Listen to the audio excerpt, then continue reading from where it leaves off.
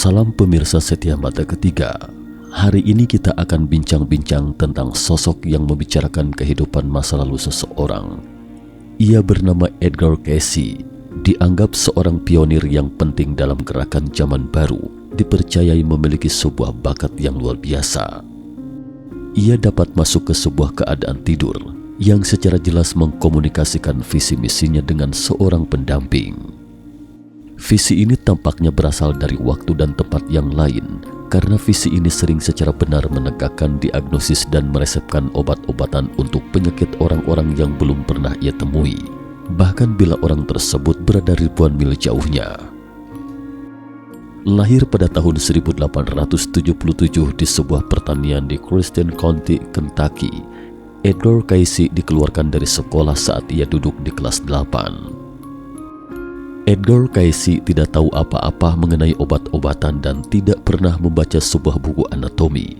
Akan tetapi, diagnosis yang ia tegakkan dalam suatu keadaan hipnotik menggunakan istilah anatomi dan kedokteran yang tepat, dan rencana pengobatan yang ia lakukan memberikan hasil yang luar biasa.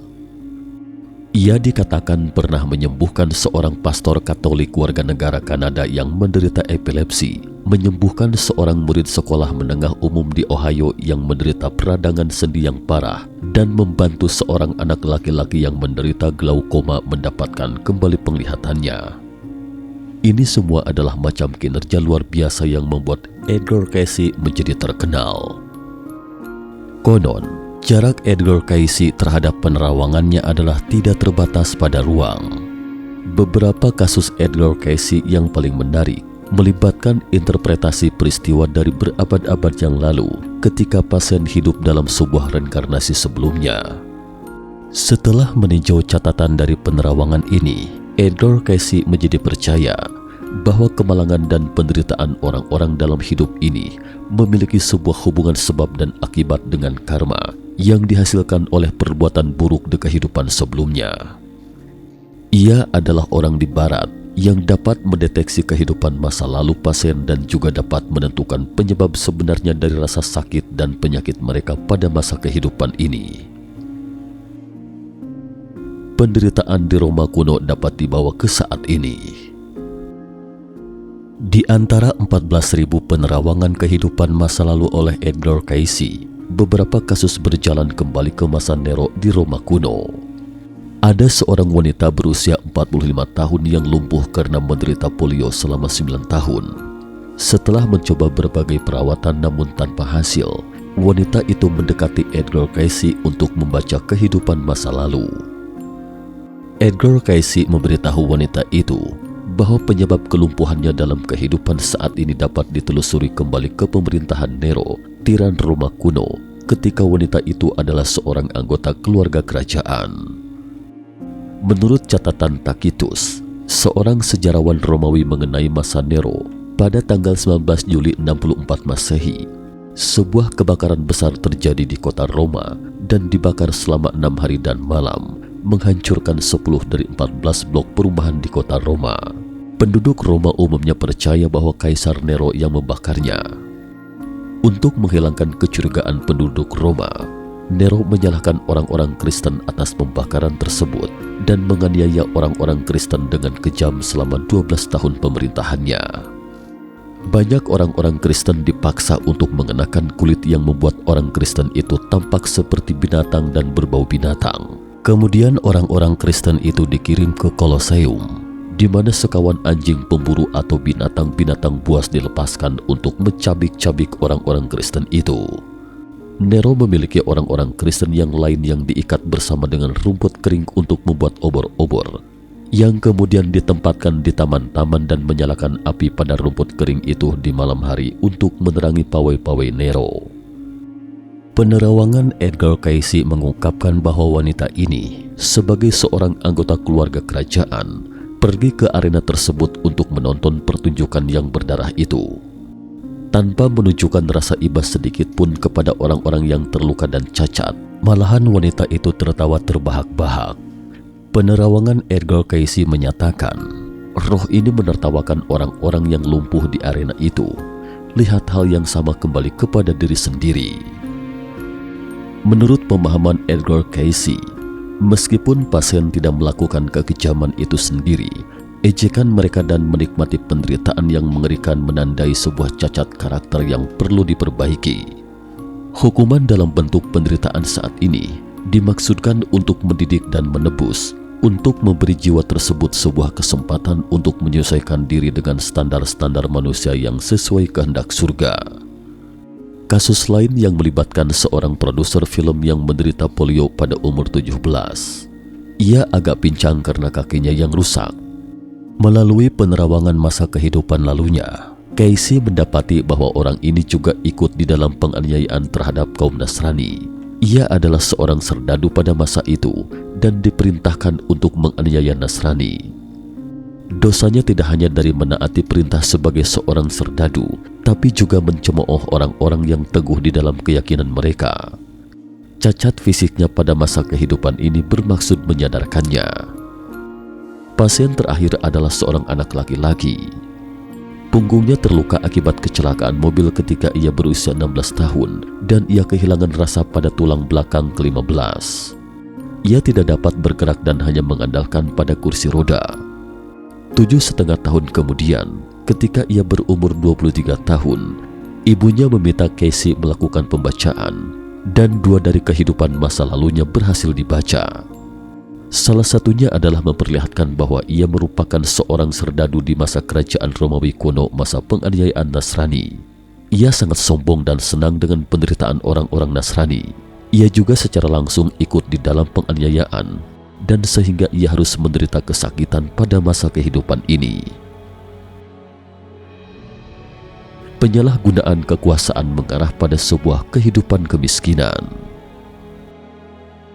Seorang pria ditentukan dalam penerawangan Edgar Cayce untuk menjadi seorang prajurit selama periode waktu yang sama dan tampaknya menjadi seorang yang berstatus sosial yang tinggi. Bagaimanapun, statusnya sedemikian rupa sehingga pria tersebut dapat menyalahgunakan posisi kekuasaannya untuk mengambil keuntungan dari orang-orang lain dan mendapatkan jauh lebih banyak uang daripada yang ia bayarkan. Orang-orang yang dieksploitasi sangat menderita karena kelakuan-kelakuan buruk pria itu. Edgar Cayce menjelaskan bahwa di mana kekuasaan disalahgunakan, maka hal tersebut harus diperbaiki. Kehidupan pria ini saat ini dihabiskan untuk berjuang dengan kemiskinan, tunawisma, dan kelaparan.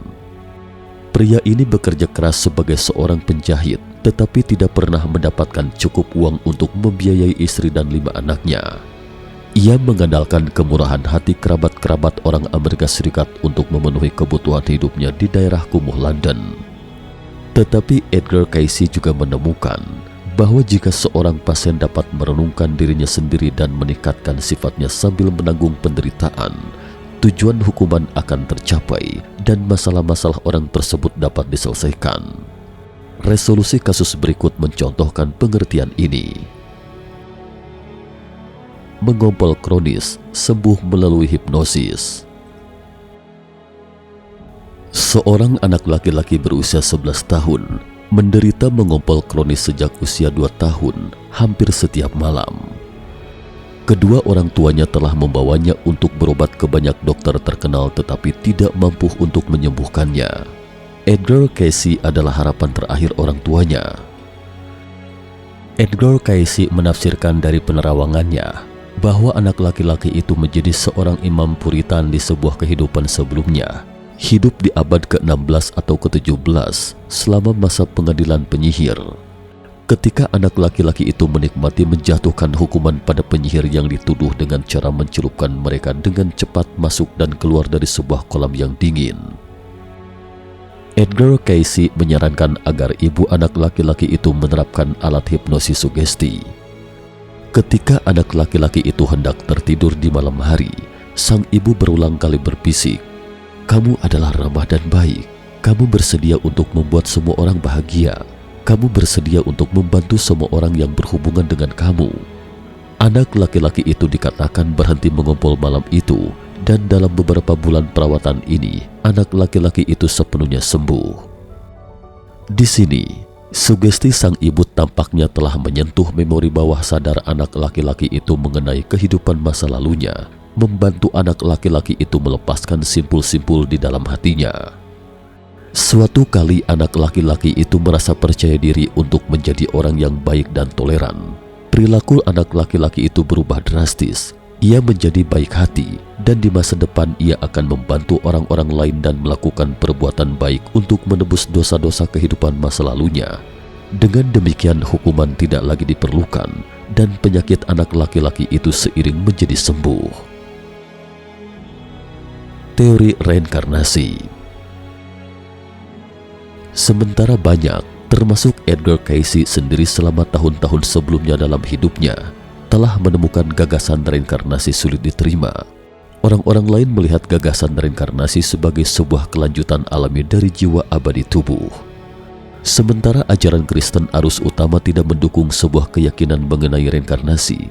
Reinkarnasi memainkan sebuah peran sentral dalam agama-agama lain, terutama Hinduisme dan Buddhisme, yang berpendapat bahwa seseorang harus membayar utang karma yang terutang atas kesalahan dalam kehidupan ini, dan juga utang-utang karma yang terakumulasi dalam kehidupan yang lain. Setelah mengetahui bahwa interpretasi kehidupan masa lalunya adalah akurat dan kredibel, dan dapat digunakan untuk kebaikan, Edgar Cayce secara bertahap memperluas pikirannya dan menerima bakatnya untuk menafsirkan kehidupan masa lalu. Dengan ini, Edgar Cayce tidak hanya meningkatkan kemampuannya untuk menyembuhkan, tetapi juga memiliki wawasan yang unik di bidang filsafat, sejarah, dan peradaban kuno. Kemampuan kenabian Edgar Cayce juga adalah luar biasa.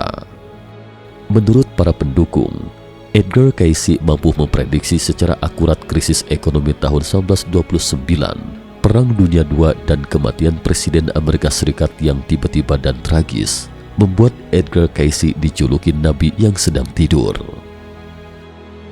Penerawangan terhadap orang-orang ini menunjukkan bahwa penyebab sebenarnya rasa sakit dan penderitaan mereka ialah mereka bisa menertawai orang dan menganiaya orang yang teguh pada keyakinan spiritualnya. Pada waktu yang sama, penerawangan ini juga memperlihatkan bahwa di balik dari unsur penyebab penyakit, sebuah kekuatan yang tidak terlihat berada di suatu tingkat yang tidak diketahui dan lebih dalam di mana sedang mengontrol nasib seseorang. Ini juga mendukung peribahasa Tiongkok kuno. Kebaikan diganjar dengan kebaikan, kejahatan akan dibalas dengan kejahatan. Ini bukan hanya berupa kata-kata. Walaupun pasien pada kasus kedua secara tidak langsung ikut menganiaya, mereka tidak mendukung kebaikan, maka mereka harus membayar dengan penderitaan atas ketidaktahuan dan ketidakmaluan mereka di masa kehidupan lalu mereka. Bagi mereka yang secara langsung terlibat di dalam penganiayaan, mereka harus menderita kesakitan yang luar biasa bahkan pada usia muda. Hukum timbal balik karma tidak akan pernah lolos bahkan sehelai rambut pun. Cukup sekian dulu topik kita hari ini. Jika suka dengan video mata ketiga, jangan lupa like, subscribe, dan share. Terima kasih atas perhatiannya dan sampai jumpa di episode berikutnya.